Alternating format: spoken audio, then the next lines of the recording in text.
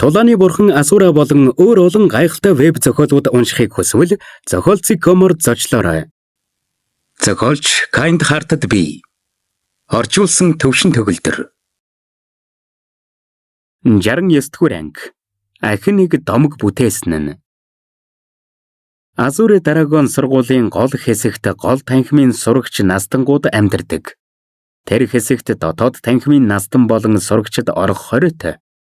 Гэхдээ гол танхимын настангууд сурагчид ч орох хориотой газар байдаг. Энэ газар нь маш том. Энэ маш томч гэлээ огтхонч тансаг биш. Харин эртний уур амьсгалтайгаас гадна маш нууцлаг. Энэ газар бол Азуре Драгон сургуулийн зочин настан Зүгэ Льююуны амьдардаг газар. Ордны гол танхимд Зүгэ Льююун эртний чулуун сандал дээр сууна. Хачин тэмдгүүдээр дүүрэн нөмөргөөрөө бие тэр чигтэн далдалсан хэвээр. Нөмөргөний цаанаас харагдах ганц зүйл нь түүний хоёр нүд. Түүний урд хагас сөхрөн суух хүү бол 20 настай гол танхимын сурагч юм. Тэр насандаа баймааргүй тайван тунгалаг аавраа ялгаруулна. Тэр бол гол танхимын цорын ганц сүнсний хүчтэй сурагч Лэн Вузүй юм. Вузүй, намайг дагаад хэр удаж байна? Гэж Зүгэгийн цагаан нөмөргөний ардаас гүнзгий хоолой сонсогдлоо. Өнөөдрийг хүртэл яг 3 жил болж байна. Гэж Лэн Вузүй хүндэтгэлтэйгээр хариулав. Мэдээж хүү байхад ингэж олон жил өнгөрөх гэж. Цаг хугацаа ч үнэхээр хурдан юм аа. Энэ олон жил надад зүтгэсэн чинь хангалттай сайн байсан. Өнөөдөр би чамд сүүлийн даалгаврыг чинь өгье. Энэ даалгаврыг л биелүүлчих юм бол би чамайг албан ёсоор шавья болгож аваад сүнсний тойрог хийх арга өвлүүлье. Багш, ямар даалгавар юм? Буцалсан усанд орж гал дээр явах байсан ч огт эргэлзэхгүй. Зүгэ түүнийг албан ёсоор шавья болгох гэж байгааг мэдээд тэр хязгааргүй баярлав. Нэг хүн олоод ир. Гэж Зүгэ хэллээ. Ямар хүн? 15 орчим насны залуу хүү. Гэхдээ 3 аянганы хэв маягийн 3 дугаар хэв маягийг хийж чаддаг. Тэр ч бас чам шиг сүнсний хүчтэй. Тэр өмнө нь надтай уулзаж байсан ч би түүний нэрийг мэдэхгүй. Бас яг Азуре Драгон сургуулийнхээс хинч мэдэхгүй байна. Сүнсний хүчтэй залуу хүү бас 3 аянганы хэв маягийн 3 дугаар хэв маягийг хийж чаддаг а? Энэ үед Лэн Вузүйгийн царай асар ихээр хувирч өөрийн ирэхгүй ингэж хэллээ. Гол танхимд тийм сурагч огтхонч байхгүй. Тиймээс л чамайг олоод өг гэж байна. Дотоод танхимч вэ, үгүй ч вэ, гүн цэнхэр сургуулийнхч вэ, үгүй ч вэ, түүнийг л олоод өг. Түүнийг олж хол юм бол чи албан ёсоор миний шав болно. Чиний хувьд нэг их хүнд даалгавар гэж бодохгүй байна. Бунханд байхдаа би 1000 салхис сургуулийн захиралтай тулалдаж бэртэл авсан байгаа. Өнөөдрөөс эхэлж би хэсэгтэй хаалттай бэлтгэл хийн. Намайг бяцлаглаасаа гарч ирэх үед түүнийг олжчихсан байна гэж найдаа. Би чадах бүхнээ хийнэ. Одоо яв да. Таны хүслээр. Гэж хүндэтгэлтэйгээр хариулсныхаа дараа Лэн Вузүй ордноос гарлаа. Гэхдээ тэр даруйда царай нь ярваж хүйтрэв. Лэн дүү минь, насан Зүгэ юу гэж байна? Харин тий, Лэн ахад даалгавар өгсөн үү? Ордны гадаа эрэгтэй эмэгтэй хоёр гол танхимын сурагч алхан ирлээ. Эрэгтэйг нь Гаулэ, харин эмэгтэйг нь Любин гэдэг. Тэд Лэн Вузүйгээс Ахмад бас гол танхим төрүүлж орсон ч Лэн Вузүйгийн үнэнч туслахуд байсан юм. Дотоод танхимд очоод 3 аянганы хэв маягийн 3 дугаар хэв маягийг сурсан сурагч байгаа эсхийг шалгачих. Олох юм бол тэр дор нь алаарай. Түүнийг алсан гэдгийг хинт ч мэдэгдэж болохгүй шүү. Зүгэ Льююунд ч бас. Гэж Лэн Вузүй хүүтнэр хэллээ. Одоохон замдаа гарыг. Гэд Гаулэ Любин хоёр эргэлзэлгүй хариулаад яваад өгөв. Лэн Вузүй Зүгэгийн байгаа ордон руу эргэж хараад хүйтнэр ширтлээ. Муу хөгшин төгцөг 3 жил чамд боол мэд зүтгэж байхад өөр шав авахыг хүснэ гинэ. Надад ингэж хандаж байгаагаас хойш миний үйлдэлийг битгий л үгүйсгээрэй дээ. Надаас өөр шав авна гэж мөрөөдсөний ч хэрэггүй. Гол хэсэгт юу болсныг дотоод танхимын хэнч мэдсэнгүй. Гэхдээ тулааны техникийн барилгын гадаа цуглах хүмүүс олширсоор байлаа. Тэд өндөр тавцан дээр байрлах хар ногоон байшинг сонирхоцгоож байв.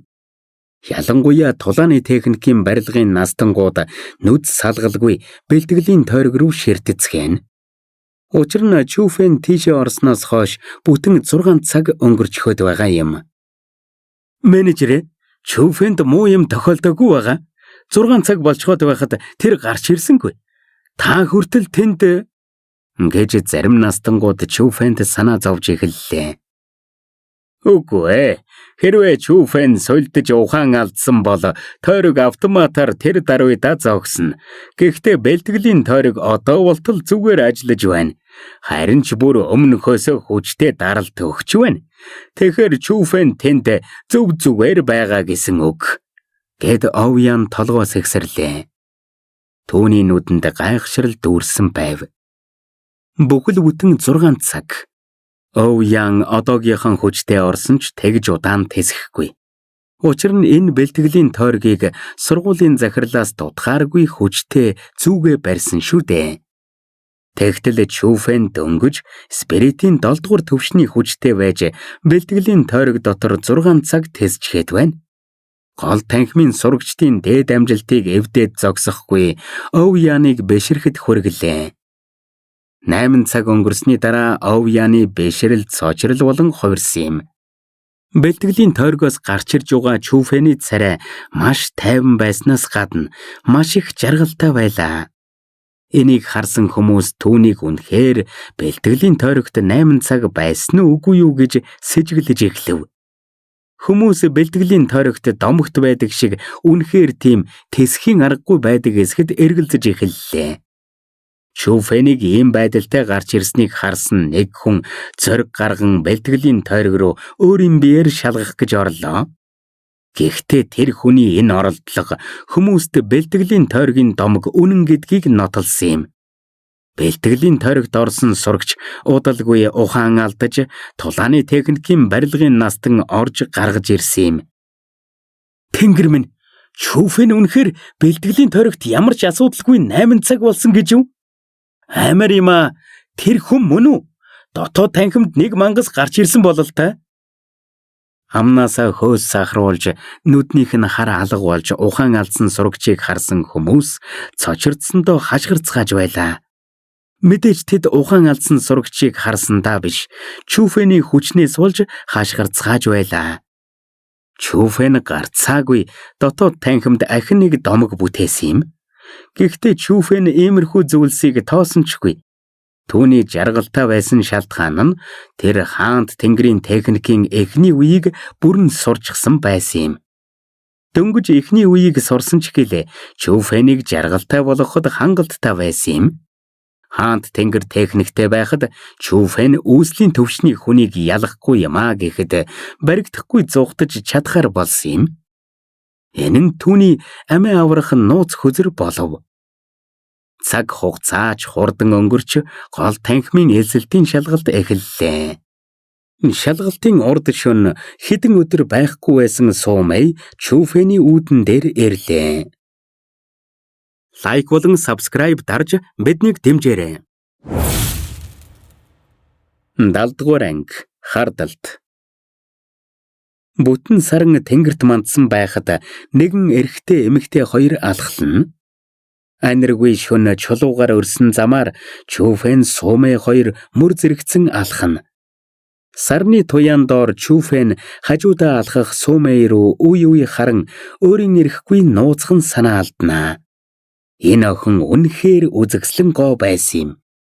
Урд нарийн хөмсөг, ус мэт тунгалаг нүд, өндөр сайхан хамар, ягаан өнгөтэй зөөлөн уруул, төгс бие галбирт нь цээжин хэсэг төмбийнхөөс гадна арьс нь цас мэт цагаан харагдана. Хүмүүсийн зүрхийг чангаар цоглуулахгүй байхын аргагүй үзэмжтэй байв. Түүнийг үлгэрийн дагны үр удам гэгтэж хэлцдэхгүй байв. Ширтэж байхдаа Чүфэн удаан тэсэлгүй өөрийн ирэхгүй гараа сунган Суумэй руу явууллаа. Удалгүй өвдөлтөөр дүүрэн хашгираан гарсан юм. Чамайг да зүгээр тэрч болохгүй юу? Яасан чан хацдаг юм бэ? Гэж Чүфэн гаран дээр нь гарсан шүдний орм руу хараад яолон хэллээ. Азар түүний арьс энгийн хүмүүсийхтэй харьцуулбал ган төмөр мэт байсан юм. Үгүй бол Сумэй түүний гарнаас нь махын тастаж хаях байсан биз? Хэн чамайг тэгсэн юм?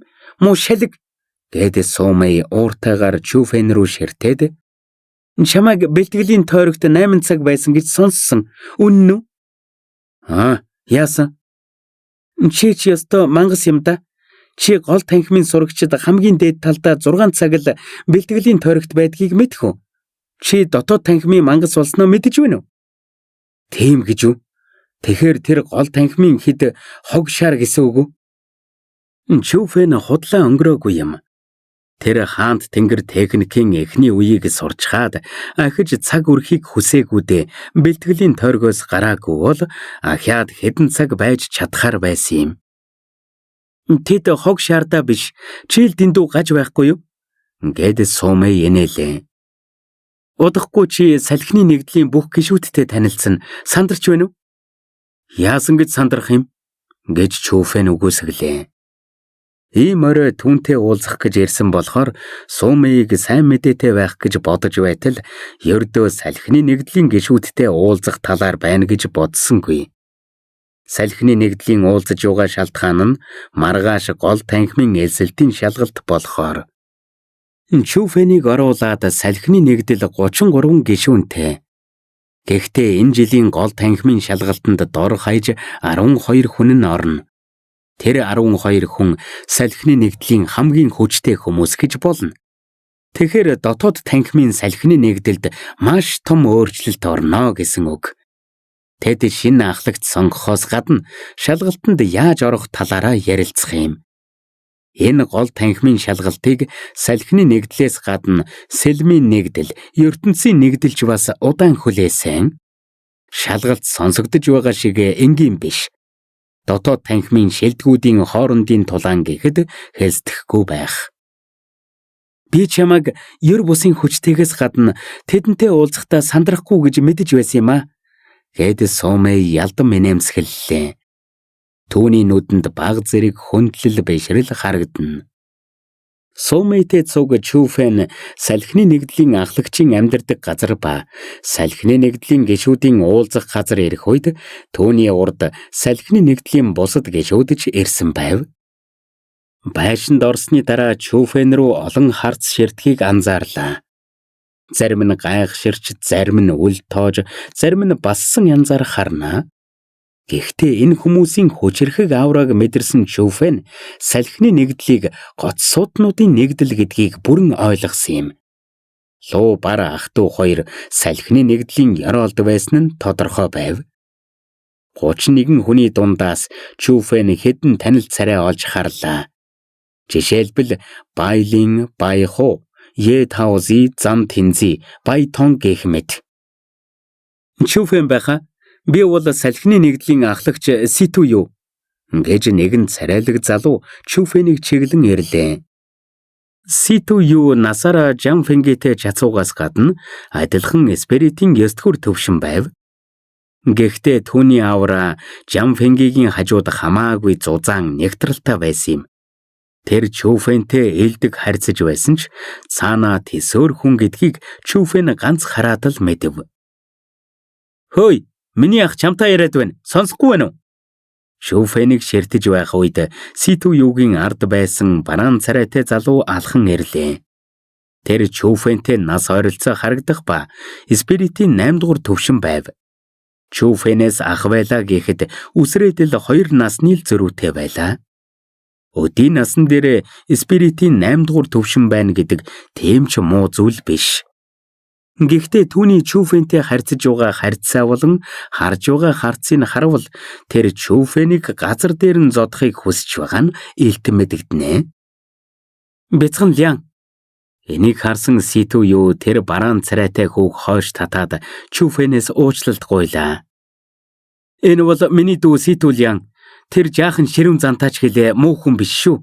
Хүн дээр тусгаж авахгүй гэж найдаа. Санаа зовлтгүй. Чүфэн би их намблаг хүн. Гэд Чүфэн гараа даллав.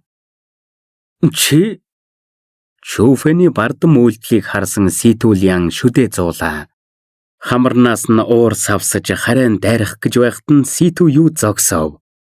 Дараагаар нь Ситү юу бүх салхины нэгдлийн гишүүдийг Чүфэнд танилцууллаа.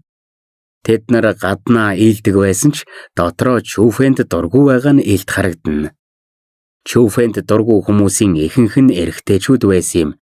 Шалтгааныг таахад тийм ч хэцүү биш байв. Учир нь тэр Сумейтэй их дотн болсноос гадна энэ эрэгтэйчүүдийн Сумей руу харах харц нь илт байсан юм. Эрэгтэй гишүүдийн хажууд эмэгтэй гишүүд Чүфэнтэй их нөхөрсөг байв. Гэхдээ тэдний нөхөрсөг байгаа шалтгаан нь Чүфэн дотоод танхимд улам алдартай болж байгаагаас болсон гэдгийг мэдэхгүй байлаа. Эмэгтэйчүүд угаасаа ер бусын алдартай ирчүүдэд илүү татагддгаас хойш бүх гишүүд цугласнаас хойш гол зүйлээ яри. Бүгдээрээ суудалдаа сууцгаана уу? Хэсэг ярилцсны дараа Ситү юу ам нээлээ. Энэ үед салхины нэгдлийн бүх гишүүд сууцгаав. Гэхдээ Чүфэн нэг зүйл биш байгааг анзаарав. Өрөөнд 33 сандал байсан ба 31 дээр нь хүмүүс суучихсан. Үлдсэн хоёр суудлын нэг нь Ситү юугийн хажууд өндөрт байсан ба Ситү юу Ситүлиан ах дүү хоёр Сумейг тэр суудлал руу хөргөж өгч байв. Харин нөгөө суудлал нь үндсэндээ чухал биш л дээ. Зүгээр л суудлал учраас. Гэхдээ тэр суудлын байрлал нь шалтгаантай байсан юм. Хамгийн хүчтэй нь өндөрт сууж, хүчнийхэн эренбээр доош сууж байсан юм. Луу бар ах дүү хоёр хамгийн доройд нь ордог болохоор доор байсан ба Чүфэний суудлал хамгийн доор байсан нь салхины нэгдэл түүнийг хиндэж хэрэггүй гэж үзэж байгаа нь тодорхой байв. Чүфэн, наашир энд суучих. Энэ үед хойд талын суудлын хажууд байсан нэг залуухан бүсгүй түүнийг дуудлаа. Тэр бүсгүй маш царайлаг байсан юм. Цагаан царайн дээрээ үнэгний нүдүү гэлтэй хоёр алаг нүдтэй. Урд ус нь мөрөө даган найгах нь нэгдүгээр зэрэглэлийн үзэгслэн гоо гэдгийг ээлтгэн. Түүний цээж нь ховцсныхаа цаанаас төвийнх нь ховцсаа задалж гарч ирэх гэж байгаа мэт харагдана. Хамгийн чухал нь тэр том хөхтөө бүсгүй Чүфэн рүү ирмэж байсан юм. Түүний сэтгэлийг булаах гэж оролдож байгаа нь илт харагдаж байлаа. Чүфэн эр хүн шүү дээ. Тэр шудраг зантайж гэлээ. Эмэгтэй хүний сэтгэнлээс татгалзна гэсэн үг биш. Нэг юм бодолгүй хөнгөн инээмсэглээд хажууд нь очоод суулаа. Чүфэн, би чамааг Лиу нэгдлийг юу ч хүй сүрүүлсэн амар хэрцгий гэж сонссон. Гэж Чүфэнийг совоо үгүй юу том хөхтэй үзэгсэлэнтэй бүсгүй Чүфэний гарнаас тэвэрлээ. Түүний гар хоёр том бөмбөлгөний зөөлнийг тод мэдэрч байв. Хоёр зөөлхөн бөмбөлгийг мэдэрсэн Чүфэн дотроо чангаар хашгирлаа. Энэ мэдрэмжийг дүрслэх ганцхан л үг байсан юм. Тааламжтай. Ёстой л том хөх байсан юм. Сумей нас би гүцээгүүч гэсэн энэ бүсгүй хөхтөө харьцуулшгүй байлаа. Чи бос. Энэ үед чанга хашгираан сонсогдлоо.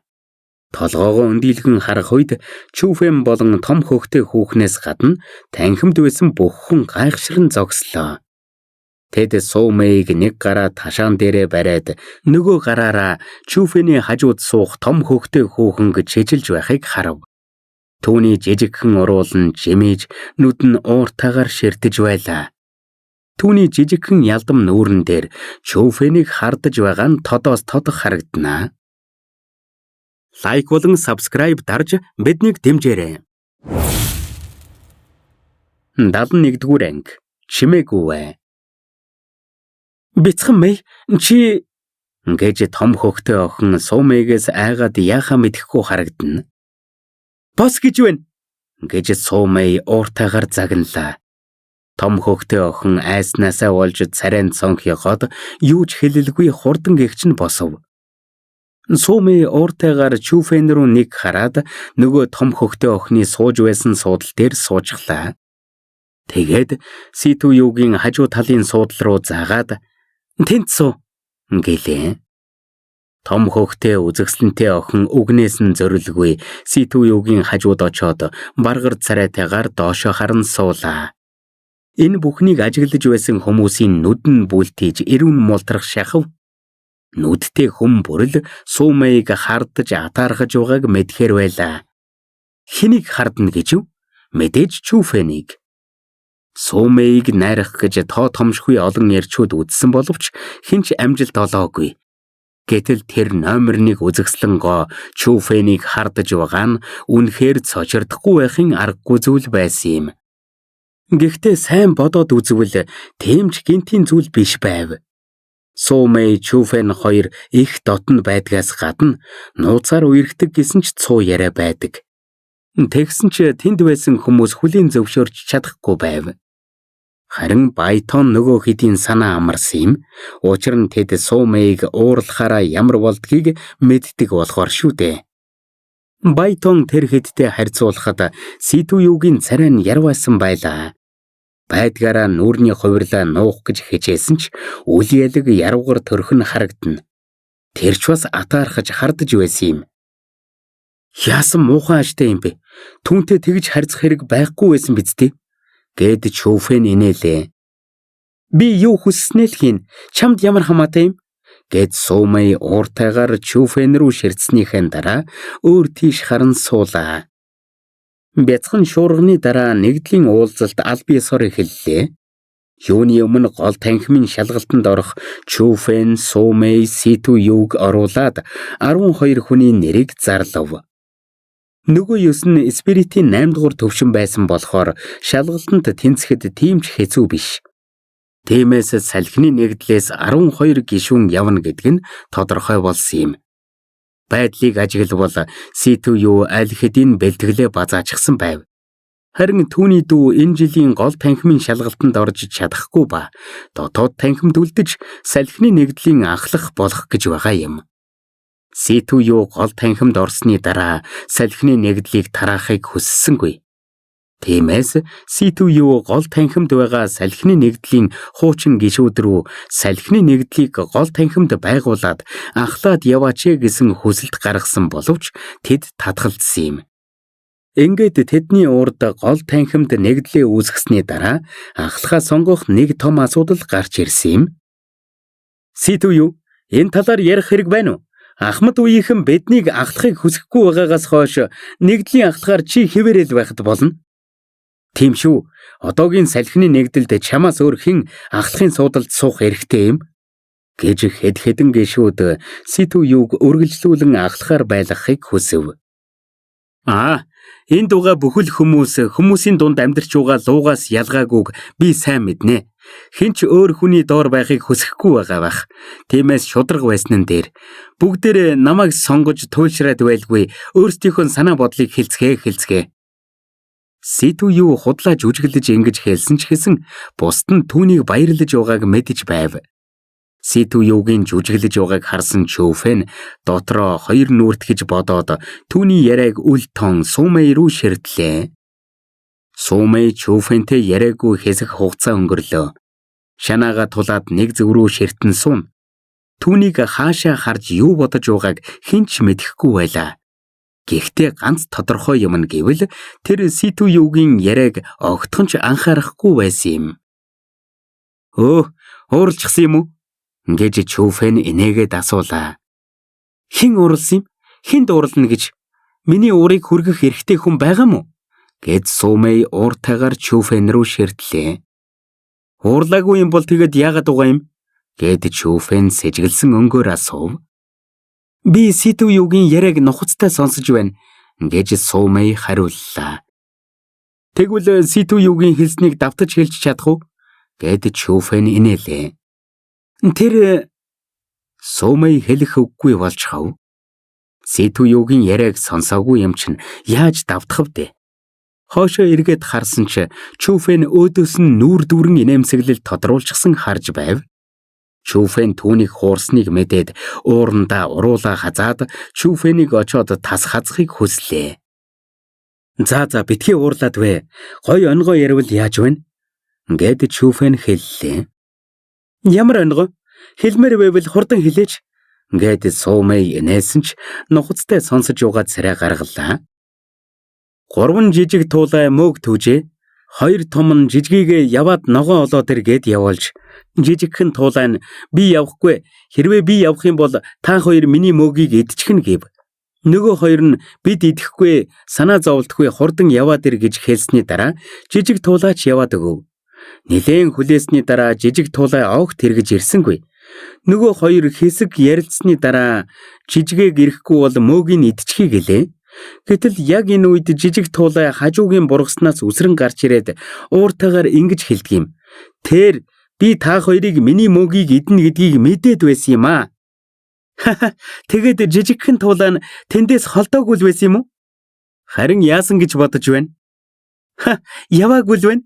Хөөхөн мөртлөө инээдтэй юм аа. Чүфэний онгойг сонссон Суумэй хөхрөн инээх үед түүний хоолой сонсоход үнэхээр тааламжтай байсан юм. Гэвч түүний инээд цагаа олсонгүй. Хүн бүрэл тэр хоёрын зүг ширтлээ. Ахаад нэг онгой ярьж өгье. Суумэй инээхийг харсан Чүфэнд урам орж ханцууга хойш шуугаад ахаад нэг онгой ярихаар бэлдлээ. Тэр хоёрыг харсан Ситүү юугийн царай нь ярвайлаа. Түүний сайн хүн нь өөр хүний урд инээлдэн хөхрөөд өөрийнх нь яриаг юм чинээ тоохгүй байсан нь үнэхээр уурыг барсан юм. Энэ үед Ситүү Лян гэнэт ширээгээ алгадан босож Чүфэн рүү чийжлээд миний ахыг ярьж байхад чимээгүй байгаач гэлээ. Энийн сонссон Чүфэн ямар ч нүүрний хувирлгүй суудлаасаа босоод Ситүү Ляныг чиглээд явлаа.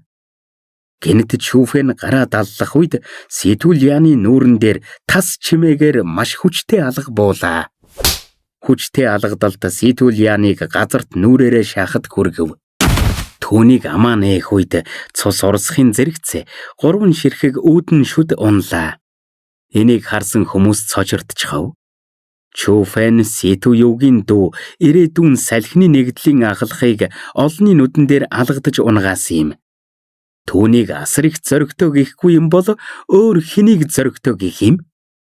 Чүфэн хүмүүсийн цочирдсан харцыг тоолгүй газарт хэвтэх Ситүү Лян руу чийжлээд ууртайгаар хэллээ. Намайг ярьж байхад чимээгүй байж вэ? Тулааны бурхан Асура болон өөр олон гайхалтай веб зохиолууд уншихыг хүсвэл зохиолцыг комор зочлоорой.